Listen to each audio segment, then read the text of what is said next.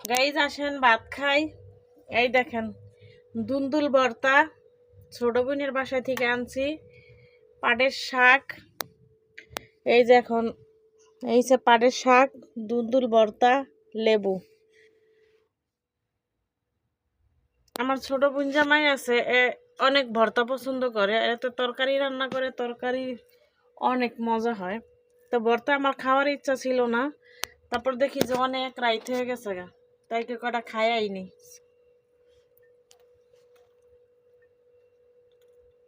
দুন্দুল ভর্তা সেই মজা হয়েছে, কিন্তু ভর্তা যদি জাল না হয় তাহলে ভর্তা কি খাইছি মজা লাগে। কিন্তু অনেক জালও হয়েছে, সুস্বাদু, অনেক মজাও হয়েছে।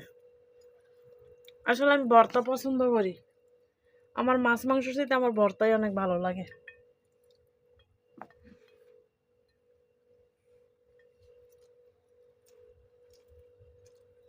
এই দেখ, আমার বাচ্চার অবস্থা, আমার ঘর দুয়ার অগুছানো।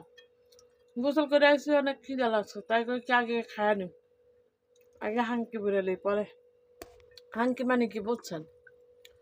হাঙ্কি মানে যে আগে ভাত খাইলি, এটা একটা হাঙ্কি।